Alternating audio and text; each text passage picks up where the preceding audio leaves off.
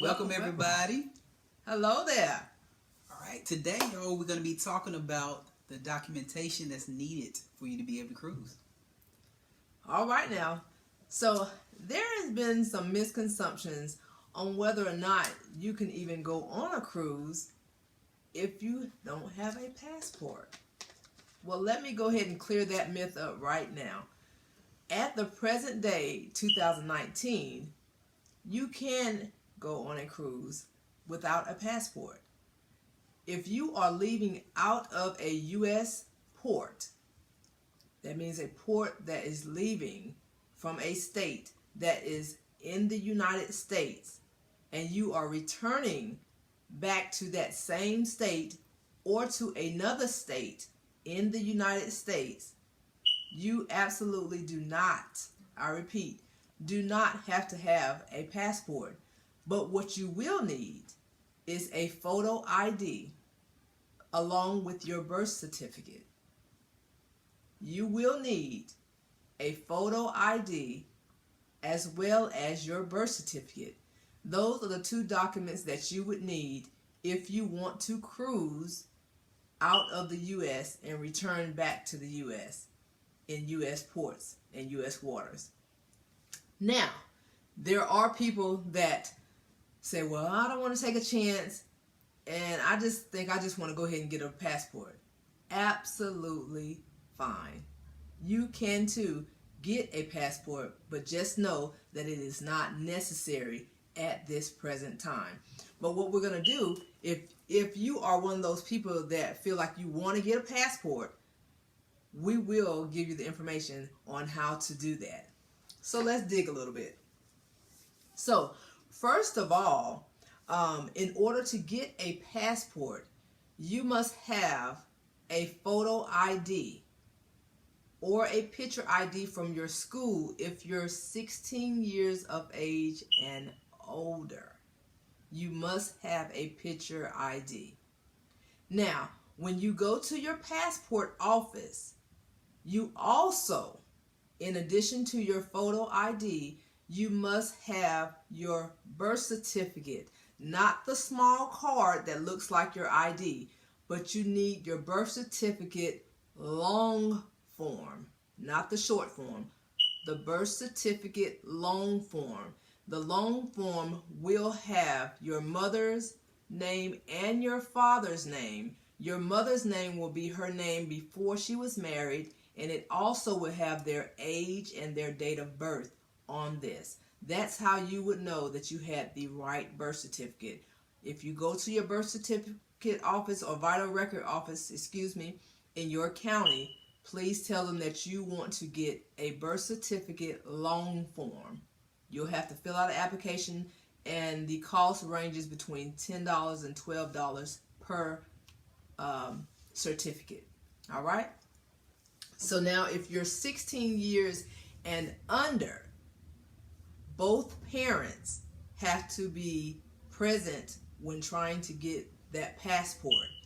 If for some reason that one parent is absent, there has to be a letter accompanied with the other parent, with that child, and that letter from that absent parent has to be notarized. Okay? It has to be notarized. And if you happen to want to take your grandchildren or someone else's child on a trip with you, please keep in mind that you would need that child's birth certificate and their ID if they're 16 years and older. And if they're under 16, you still have to have a letter written from their parent to say that they are able to go on this trip with you, and that letter has to be notarized. That shows that it is an official document that is legal and binding. All right? So, like I said, if you want to get a passport, you need those two documents. Now, you can go to your United States Postal Office and get a passport made. And also, if you are a college student or if you're near a college, a lot of the universities have a passport office because the U.S. deals with a lot of interchange, international students, and what do they call it? Exchange students. I'm sorry, I was having a word block there. So they have exchange students. So a lot of the universities now have passport offices on the campuses. You just find out which campus near you has that passport office and go to that office. Sometimes it's faster to get in and out through a university because of the students going in and out. Like I said, you can also go to any of the United States Postal Services as well. And you can also go onto the passport website to do it on your own. But that entails a little bit more of things that you have to manually do on your own. And a lot of people opt not to do that because they want to make sure that everything is done correctly so that there won't be any delay in processing their passports. So I would suggest to either go to a passport office or to United States Postal Service and get that documentation done. Now, when you're getting your passport, you can either get a passport card that will come separate when it's mailed to you. They will mail back your long form birth certificate to you in a separate envelope, and then the next day you will get your passport or your passport card in a different envelope. But the passport card looks like this, looks just like a driver's license, the same size, and it will come with a sleeve like this for it to go back into. It just slips right in there. Okay, that's the passport card. These are cheaper. However, if you get a passport card, you cannot fly with a passport card. You have to, in fact, have the book like what we have here.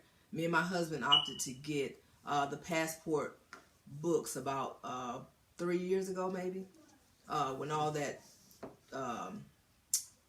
immigration stuff was going on. We just wanted to make sure we didn't want to get caught in the crossfire. All right, I needed to get back home, and I didn't want to take a chance. So the passport cards, they're $65, and that's included with the processing fee. If you go have your picture taken at the passport processing center or wherever you go get your passport at, they do charge $15 to take the picture, okay? And usually all of that is included in that price of $65, okay? Because the passport card itself is usually like $30, and then there's a $35 or $25 processing fee for that. But the picture itself is $15.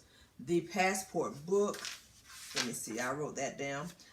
For adults, it's $145 for the passport book, and it has little spaces in it where about the United States, and then it has your picture on it with some descriptions and everything, and then it has little empty pages for you to get stamped.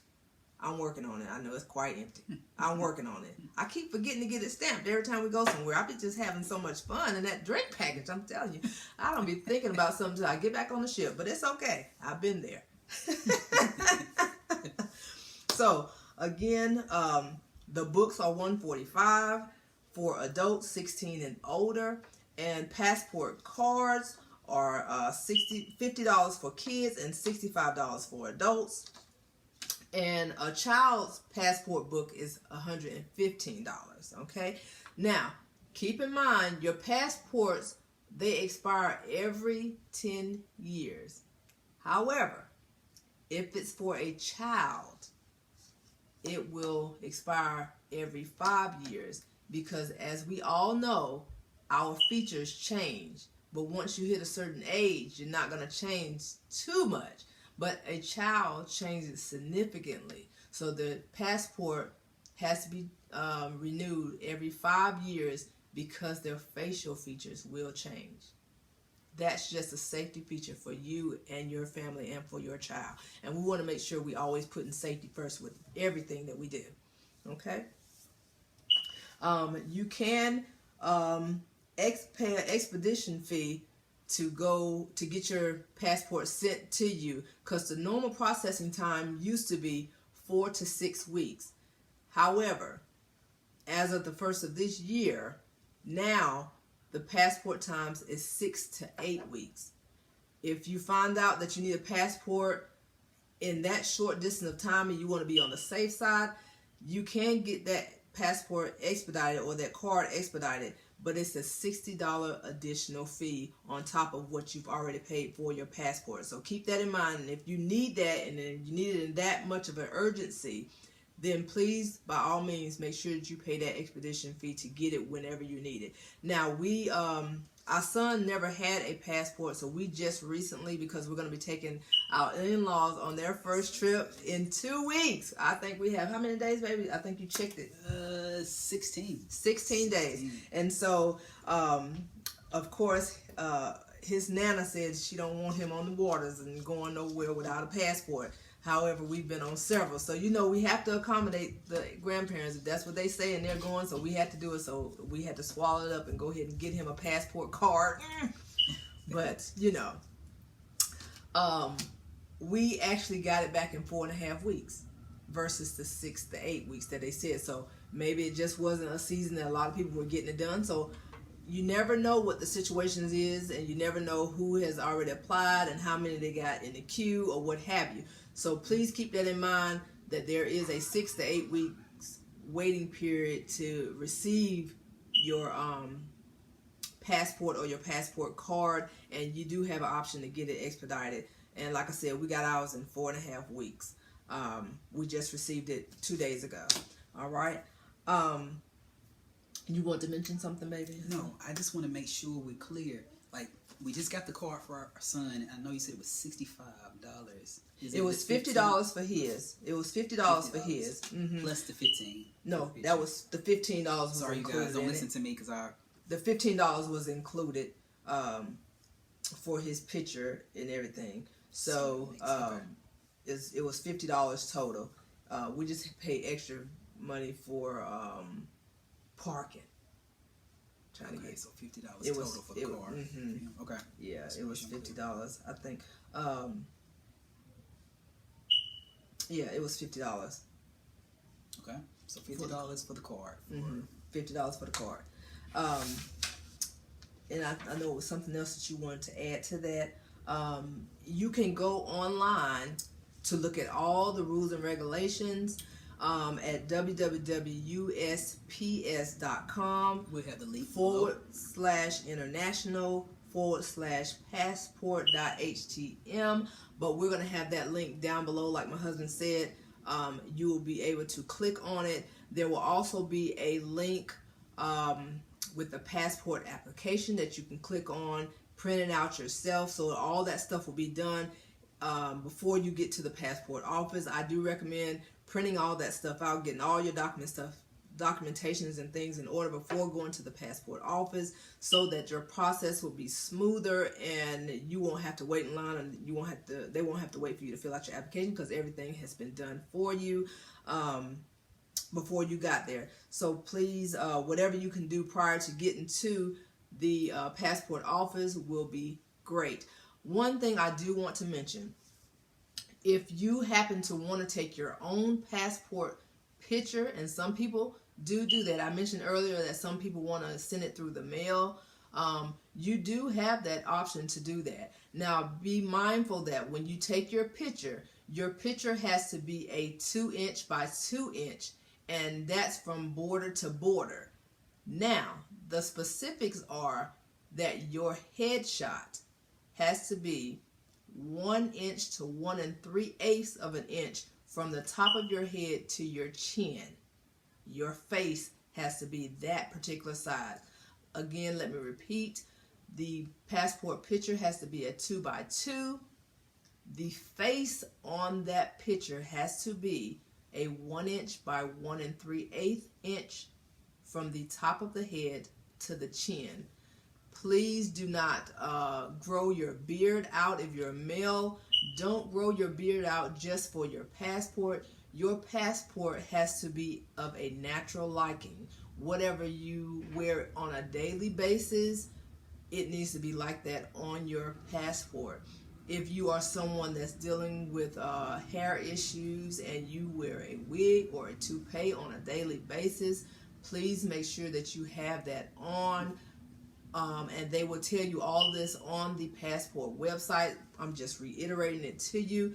Make sure that you are in your natural liking. If you wear makeup, a full facial makeup, women, please make sure that you fix yourself up the way that you would normally do on an everyday basis. Because if you're using your passport for traveling purposes, you want to make sure that your photo matches the person that is holding this passport in hand. That is the importance of it for regulations and making sure you don't get mixed up at the airport or delayed at the airport or delayed in anything that you're doing for international purposes. Okay. Also, there are some exceptions because you cannot wear a hat when you're taking your picture. But if you are from a religious background where women are wearing scarves to cover a headdress, you may do so as long as your eyes are not covered and your face is fully visible. Okay? So you will not be forced to take off your headdress, so please don't worry about that. We want to catch you in your natural likeness, and we do respect all religious backgrounds. Also, no tank tops when you're wearing, when you're going to get your passport picture taken. I have a tank top on. This is not going to be accepted when you're taking your passport picture. You have to have a shirt on that will show your neckline as well as your chin when you take your passport picture. This is because when they take the passport picture and they crop it out, no need to worry about here and down and your shoulders, because what they're taking is from here on up. So they want to see if you have any markings or anything such of that nature that you can be identified by and things of that nature that will be exposed. So your picture will be from here to here and from here to here. So there's no need to get all fancy dancy and want to wear a suit and things of that nature, because that won't be in your passport. And I'm just saying this because this is some of the things that is on the passport website that you also can look at your leisure when you click on the link below. You can wear earrings, no necklaces. There should be nothing covering your neckline. So that also means no turtlenecks, no scarves in your passport pictures. They're not accepted, and they will turn you away until you get another garment to put on. So please save yourself some time and not go there in an unacceptable fashion for that photo. Okay? If you don't normally wear your hair green or pink or purple, please don't dye your hair that color just for your passport photo, because like I said, they want you to take your pictures in all natural likenesses. All right. Anything else, honey, you want to reiterate about that? That will be it. Okay. And also, if you already have a passport and it needs to be replaced, I'm sorry to inform you that they will not issue you a discount if you got a passport and you lost it. You got it this week and you lost it next week. Unfortunately, you will have to pay the full price for another passport. So please keep your passports, your passport cards in a safe place. Treat your passport as if you are carrying your social security number, because your number for your passport is assigned only to you, just like your social security number is only assigned to you. So please protect those documents just as you would your driver's license or your social security number, because some things can be done with those particular documents, because your passport is just like your lifeline. Someone gets a hold of your passport and adjusts it in any type of manner, they can utilize it and cause a lot of destruction for you. So make sure that you protect that. And remember that the passport card, you cannot fly with it. If you have a book, you can travel internationally, anywhere you want to with a passport book. I hope that I have, and my husband has disclosed the information that is needed to get a passport, and also answered the question that you may have about whether or not you can cruise without a passport, and we have solved and resolved that myth that you may have had. I hope the information is good for you, and like I said, and like my husband said, there is a link below that you can go and research this topic in more detail, as well as be able to print out the necessary application for the book or the passport card. And you can purchase one or the other, or you can purchase both. So be mindful of that. And so we'll see you on our next video, and I hope that this information was very informative for you. And until then, we'll see you on the high seas.